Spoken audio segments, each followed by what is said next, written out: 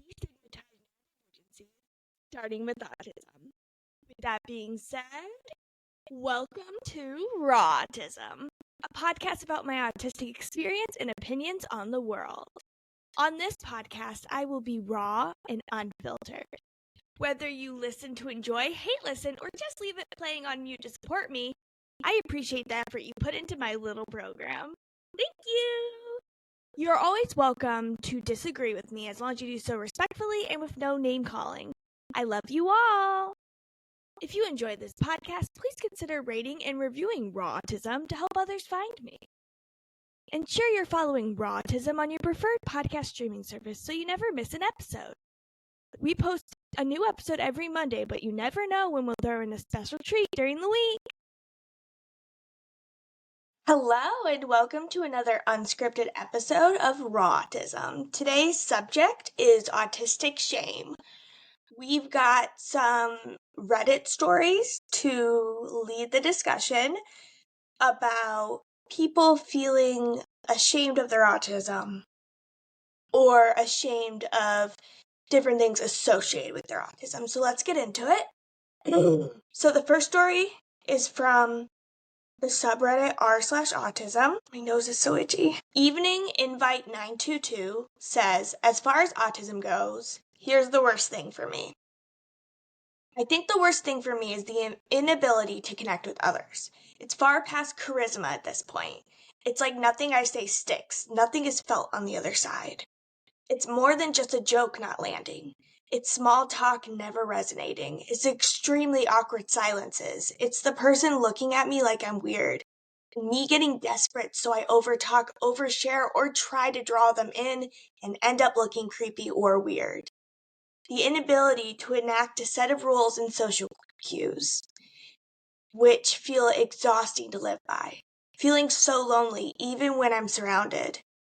Am I the only one? Let's look at some comments. Dance in the rain. Yes, sometimes I see neurotypicals just casually and so naturally making connections and continuing conversations like it's no big deal, and I'm just observing it in awe like, wow, how do you do that? Please teach me your ways. Jacket Dazzling 7939 says, yes, it makes me sad too. I'm in my 40s. I have two friends I've known for 20 years and I don't see them much, but I'm very grateful for them.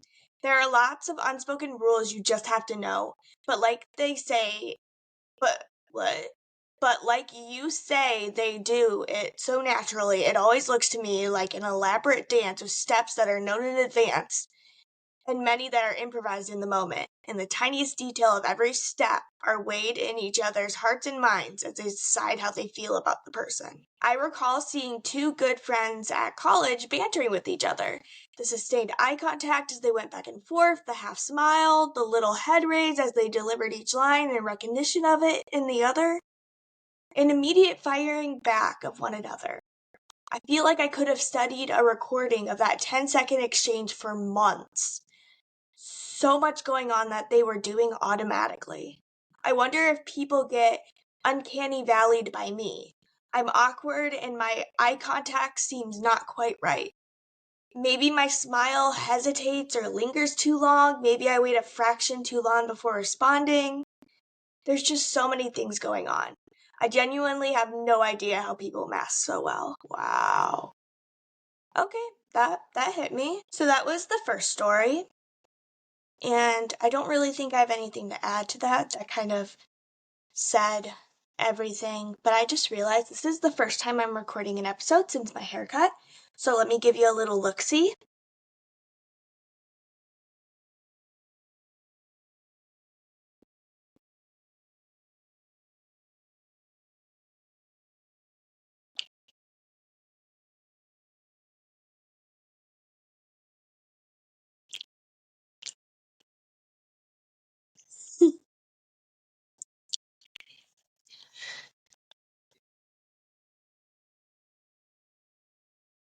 But yes, this is my haircut. I'm very happy with it. I keep the little ponytail, and that's the only hair that's like long enough to do anything with it. Everything is either shaved to like, I don't know if you could see me doing that. Like, shave that short, or there's some hair like up here that I just use hair gel to keep away, and I might shave it shorter, but we're gonna see as time goes on. But this is my new haircut, and I love it so much. My mom said that I don't really look that different since I'm always in braids anyway. Now I just wear my hair down and it still looks like I have my hair up. Also, my friend told me they found it impressive that even with hair so short, I still found a way to wear it up. I never wear my hair down. Like, yes, thank you. This is who I am. Okay, let's get on to the next. If you know me at all, you know I love skulls. I have so many, but none of these are convenient to take on the go. Thankfully, there's skulljewelry.com. They have the finest collection of skull-themed jewelry and other products with similar vibes.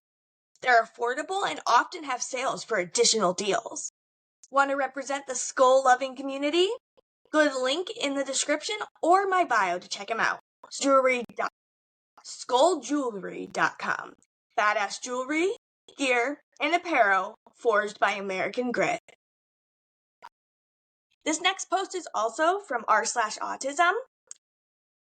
It's uploaded by Various Proof. My autistic daughter, age 7, has started apologizing for and asking permission for everything. I just felt that in my soul.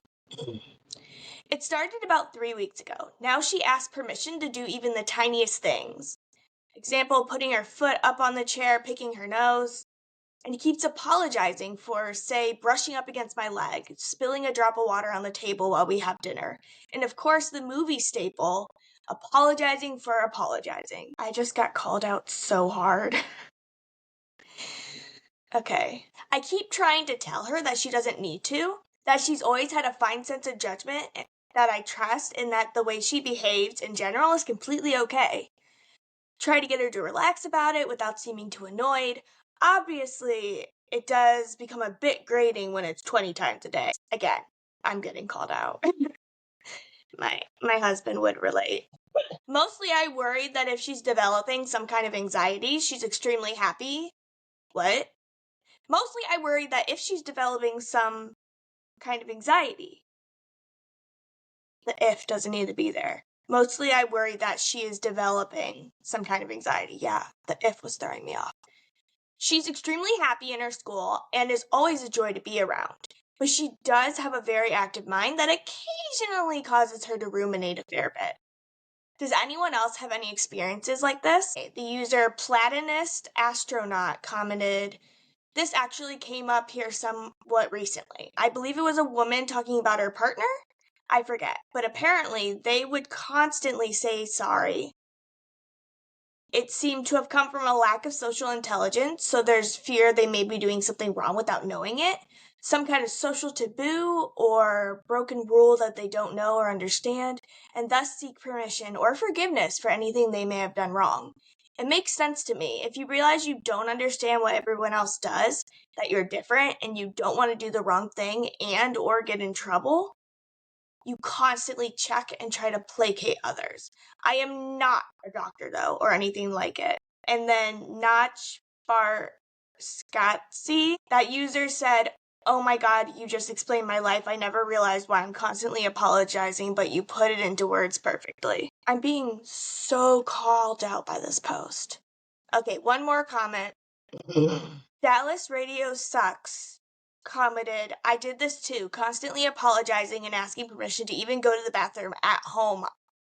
At home. Oh. I also constantly ask people, are you mad at me? I do that so much. I was very often told by certain family members that I was just weird all the time. I guess I may have been. I don't know many 10-year-olds who like unsweet iced tea and food with no seasoning whatsoever on it." Okay, that was that story. And this entire episode is calling me out. Everyone has heard the phrase, "a picture is worth 1,000 words." And it couldn't be more accurate. Every picture taken in your lifetime has the potential to last thousands of years. We used to make picture collages using frames that hold multiple pictures. Nowadays, most pictures are stored digitally.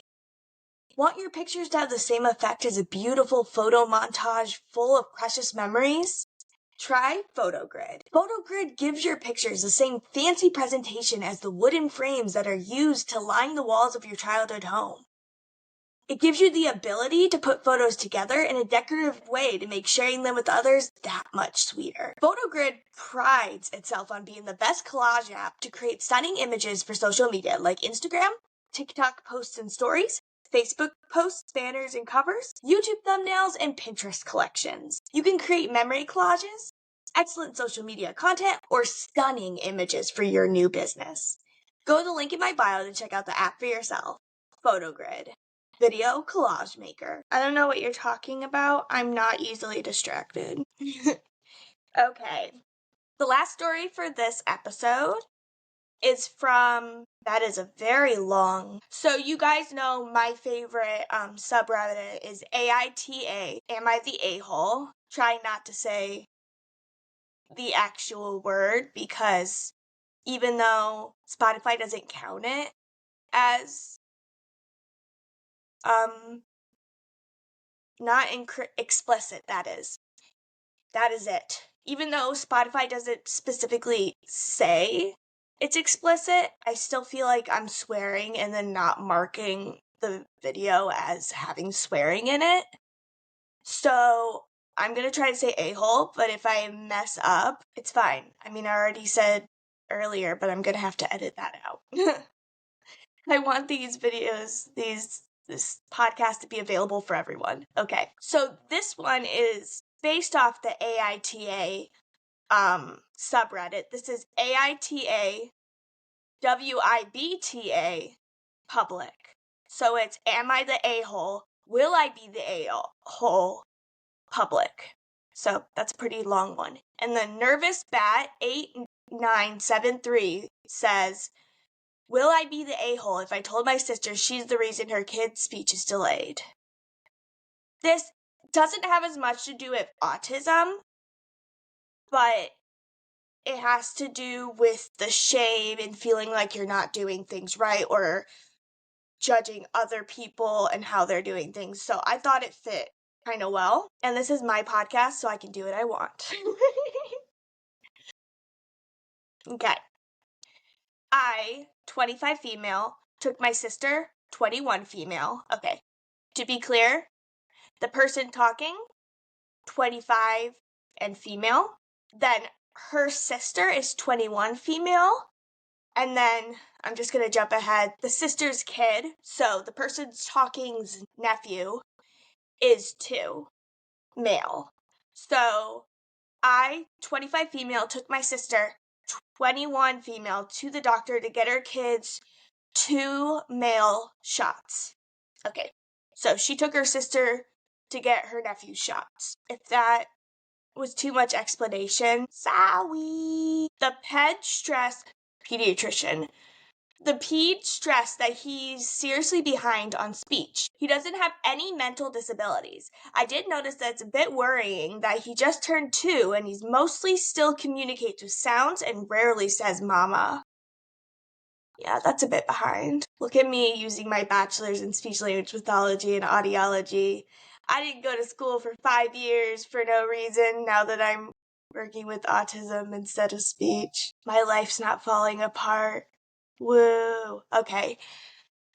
But I didn't really know it was that bad until the ped pointed it out. The ped basically just gave her advice to just start speaking to her son more or get insurance for a pathologist. Now queuing 2 weeks later, she doesn't talk with him. When she interacts with him, it's only expressions and playful sounds. When he communicates with sounds, she does it right back to him. And I'm not an expert, but I'm pretty sure that's just reinforcing the delay. Whenever he wants to do something, he just points and she just gives it to him. So will I be the asshole if I told her to remember what the doctor told her? Because it's frustrating that the doctor gave her advice, but it feels like she is way too careless in your child's development. Yeah, honey. It is good to repeat back to them the noises they make when they're younger, so they understand the back and forth communication. But you still have to use higher language around them so they learn. You have to talk to them normally so they learn. The sister is taking this way too far with just doing the back and forth. Oh my goodness. That's not great for the kid. I hope he's okay. Okay. The user only trans mood. The user only trans comments, not the a-hole, but if she's not listening to her doctor, she won't listen to you. Yeah. That is a point. Valiantly caustic says, not the a-hole, you should also make an effort to talk to the child as much as you are able to. You can't force her to do anything, but you can at least try to show her how the toddler responds to language being spoken to him, and hopefully that gets her going on the right path. Accomplished ad 3432 replied to that comment saying, my younger sister was 3 years younger than the rest of us. She had at least 4 people, 3 siblings, and mom, who gave her what she wanted when she pointed. We did talk to her, but apparently not enough. She, like Opie's nephew, was severely speech delayed. I don't think the pediatrician pointed this out. She didn't start speaking in full, clear sentences until she was 4. This impacted when she could start school. Not the a-hole. Okay. I feel like I'm getting monotone, so I'm gonna need to take a break when I'm done filming this.